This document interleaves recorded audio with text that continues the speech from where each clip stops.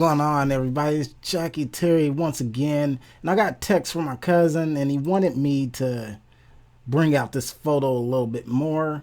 And as you see, it's a really good photo with a lot of potential, but he wants me to bring out the clarity, add a little bit more detail in it, and pretty much make it pop out. So exactly what I did. I'll show you the finished copy of this photo real fast.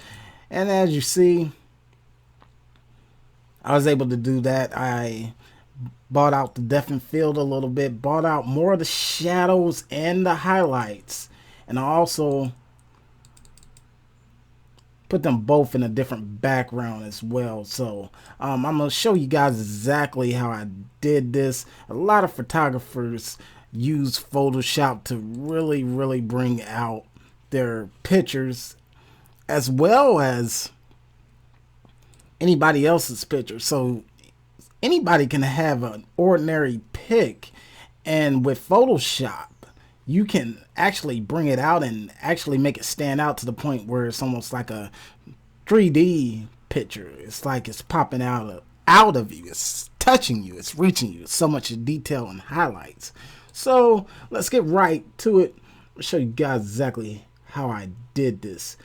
We're gonna drag this file over to Photoshop,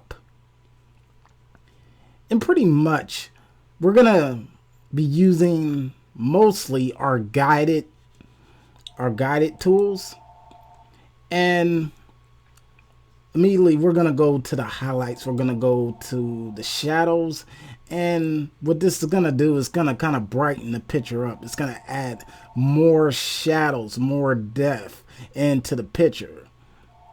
As you see, just by upping the shadows to 83%, the clarity of the picture has already gone up. We're going to do the same thing. We're going to up the highlights just a tad, adjust the mid-tone just a little bit, not too much. That's the thing with Photoshop, man. You just want to play with your filters. You want to play with your filters. Make sure you get the best type of filters possible. Once again, we'll go to photo effects and we'll kind of play around with these filters as well. We'll go to Orton effect, see how that looks. And as you see, just clicking that Orton effect, it allowed the picture to get a lot more brighter, showing a lot more detail, exactly what we want. Okay, perfect. So let's see if we can adjust it just a tad more. It's all about playing around with these filters, you guys.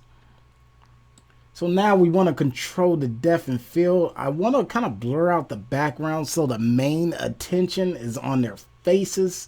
So we're just going to go to custom blur. We're going to add, well, matter of fact, let's see. We're just going to go to add blur. And as you see, it blurs out my whole screen. And all we essentially have to do is add focus around the area where we want the photo to be focused in. So you can actually control your own focus with Photoshop. You can actually control it. So essentially, I do want the background to be blurred out, and I want the faces to be blurred in. So I'm actually just controlling the focus. And this is what Photoshop is all about. You can literally add any effect to a picture. Any effect to a picture. You can actually control the depth and field. So you know how some pictures might have a background blur because the aperture settings are set. Essentially, if you're using the iPhone to take a picture, you can actually manually blur out the background just like I'm doing right now. You can actually manually do this with Photoshop, and it look really good. Once again, I'm controlling the depth of field with this line. It's gonna help me add the focus I need. I can even resize it. I'm actually controlling the whole entire focus. We'll go a little bit more on our neck. Well, actually, we'll leave our neck a little bit blurred. Only a little bit. Thing is, guys, you want to play with your filters. Let's see. And a little bit more focus around her chin as well. Perfect.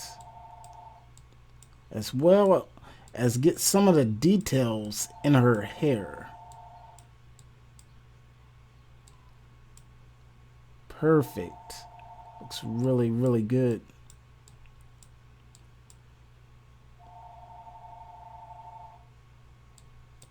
A little bit more detail, a little bit more depth. And let's see. A little bit more focus on the shirt. We're going to bring out that shirt just a little bit. So you guys, like I said, you're manually controlling the focus in this picture. You can manually control it to really bring it out. As you see, the background is still blurred, just like I want it to. So essentially, you can use your iPhone camera to take amazing pictures just like this, and then you can take it to Photoshop and edit the picture and add your own depth of field to it. So you get the best of both worlds. Okay, that looks good. Looks pretty good. Let's bring out this photo just a little bit more.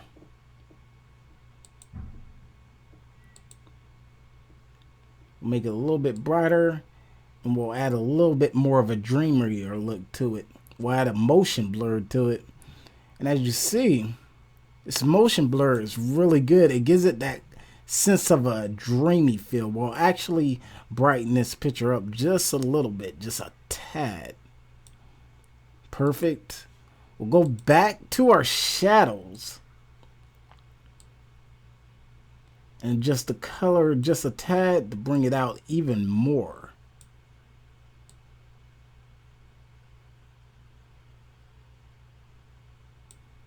Perfect. And as you see, it looks like a totally enhanced picture. Looks really good. The shadows, the blur, the highlights, everything looks really good. And this came from, I'm thinking it came from an iPhone camera, because iPhone cameras have really good clarity. Basically any smartphone camera, any newer smartphone camera is going to have a really good camera in it in general. And so with Photoshop, you can take advantage of your iPhone camera and create fantastic pictures just like this when you edit it. Looks really, really good. Once again, we go to our filters and kind of play around. But I wouldn't necessarily do any filters on professional photos. The main objective in doing photos like this is to bring out the highlights, bring out the photo, really bring out the facial features, really bring out the depth and field. So as you see, you guys, as I would zoom in on this, you can see the facial features. You can see the clarity on their face. You can see that the main focus is on their face and the background is blurred. You don't have to worry about the background because it's blurred out, and the main attention is on their faces, their smiles, and just a very beautiful pic. So if you get a good picture and you want to control the depth and field, you can do it. Just go down to your camera effects, click on depth and field, and you can manually control it Just click simple, add blur, and it's going to blur out that whole background for you, and you can definitely control the depth and field. Once again,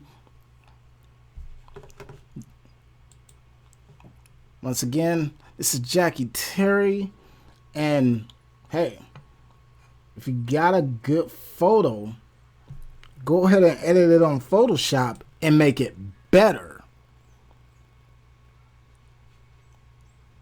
Because you can take an ordinary photo and make it extraordinary. Very great pictures. And as you see, you guys, I actually used my lasso tool to cut out the background and place them into a new background. So it almost, essentially, this picture right here almost looks like it was taken behind a green screen, but essentially all I did was use my lasso tool to cut out both of these individuals and place them behind a different background. If you guys have been looking at my graphic design videos, you will know exactly how to use the lasso tool. I use it a lot in my designs. So essentially, if you don't like the background your subject is behind, you can use the lasso tool to cut both of your subjects out the background and place them into a newer background, such as this or this, creating a totally entire different image. Black and white is always a good color as well. It gives it that vintage look. It gives it that storytelling look as well. So never be afraid to put your pictures in black and white, because actually black and white will actually bring out the photo a lot more.